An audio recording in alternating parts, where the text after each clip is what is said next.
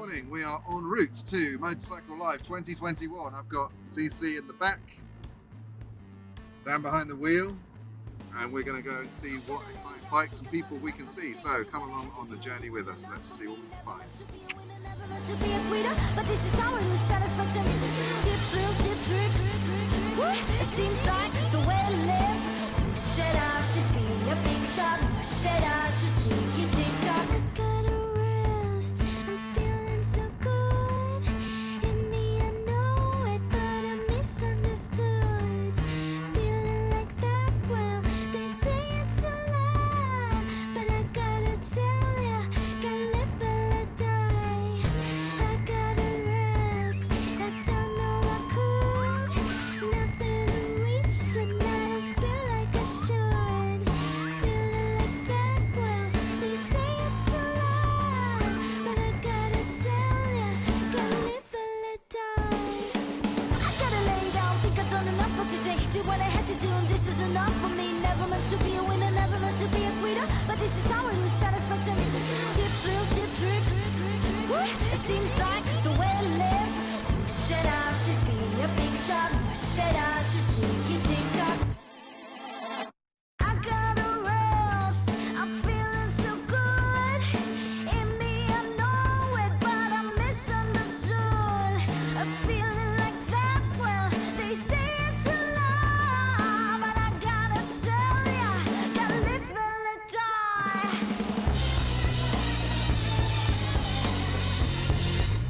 I gotta rest, 'cause I've done all I could, and nothing to reach, and I don't feel like I should. I'm feeling like that, well, they say it's a lie, but I gotta tell ya, gotta live and let die.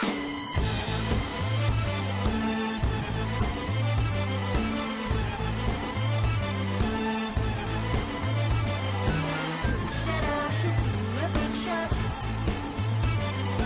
Who said I should take it, take off?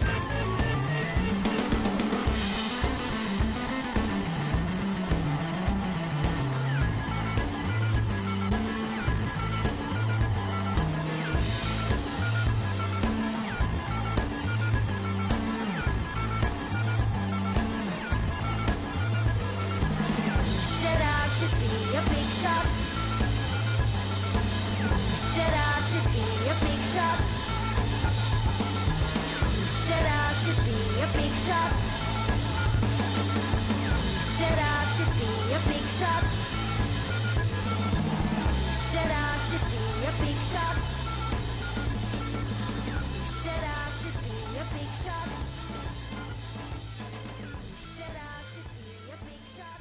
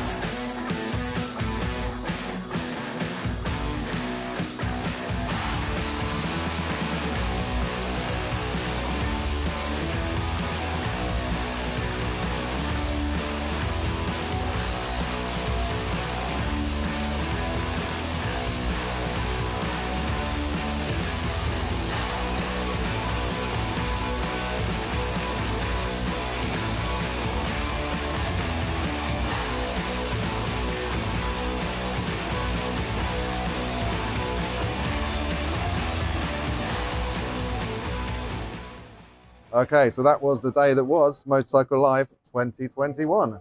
A fun day was had, and we are now back at our spiritual home, Brew Point in Bedford, to debrief and drink some beers. So what I thought would be quite cool is I've got Dan and TC still here, and we're just going to tell you a little bit about our highlights and show you some of our favourite bits of the day.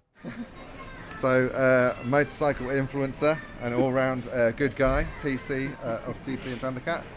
What were the highlights of today for you? I really like the BSA. I know it's a little bit cliche and it's sort of, they've launched it this week just for for Motorcycle Life, but I really liked it. I mean, that's the style of bike I really like. Yeah. And I dare say, you know, well, at a point BSA owned Triumph back in the 60s, so Jim, there's natural heritage there that they are from very similar DNA, and that's probably why I really like it. But there was like a really there was a chrome sort of mirrored tank, and that was really nice. So I think with that little red splash on the on the logo on the sides, I think it's just really quite iconic. Yeah, exactly. I'd like to have one just to be like to have owned one at some point, without the hassle of like a really old bike. And you know, I'd be really interested to see what price point that comes out. I think that's going to be the key thing, isn't it? Is how does that stack up against the you know things like the Royal Enfield product and stuff like that. I think it'll be really interesting. Yeah, I think because it's ultimately like a Asian parent company, I think it'll probably be going up against the Enfield. Awesome. Okay, so we have Mr. Daniel Slap, co-owner of Boyds of Bedford, all-round bearded beauty. What were the highlights of today for you? I think for me the R18 display. So there was a load of R18s modified. Any one of them particular? That the Bakuzu. We're going with that. We're going Bakuzu. I don't know if it is, but we'll put a photo of it so you can see the style that we're in. It'll be shown now. It's crazy, and I like the fact that someone's gone massively out of the way to build something that's not the norm. And then there was a load of modified ones as well. So BMW seem to be upping their game in fighting into that Harley and Indian bagger style, I guess, the windshielded up bagger market, and I think they're doing quite a good job. Albeit their price point high, I think they're probably still cheaper than the Indian. Yeah, is it 25? Yeah. They're running Marshall speakers. So, Marshall speakers always a bit of it.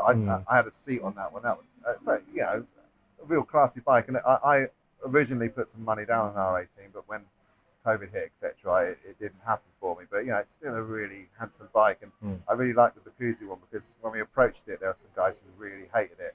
And I always think if it polarizes people that much, then it's doing something interesting. And especially to see that from a brand like BMW is, you know, that's cool. You know, I'm completely on board with that. So yeah, there's a special something about potentially ruining or make or breaking a very expensive bike in the first place. Yeah, which we do to significantly cheaper bikes. But I've got a lot of time for someone that was willing to do that to a top end premium bit of gear.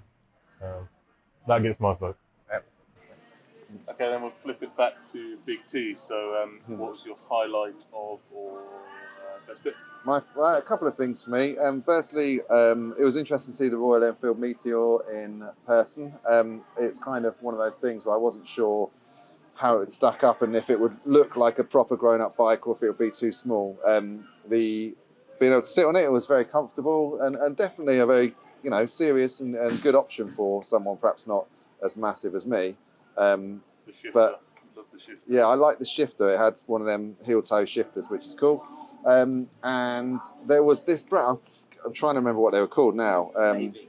What? Maving. Maving. So there was an electric motorcycle by a band called Maving, who I'd never heard of before. And what they've done is created this almost bobber-like, real classically styled motorcycle, which had a static battery and also a removable battery. And you can ride it on a 125 license, or CVT. It looked so cool and built in Coventry. And that was something that I'd never seen before, never heard of before, and it really blew me away. And how perfect it would be as just a little town bike. So that was something that was completely unexpected. that was a real interesting one for me. And then it was just great to see what Crazy Horse had going on. The Factory Heroes stand is always really interesting to see some of the custom stuff as well. So yeah, all in all, a really good day, and we enjoyed looking at the cheap tat that you got there as well. Yeah. Obviously didn't buy anything, but it's just nice to see what's going on in Luminous helmets every year. So yeah, good day. Good to be back. A lot less superbikes. A lot less superbikes, which we like. Yeah. So. So here's to a good day, fellas. Same time next year. Ciao.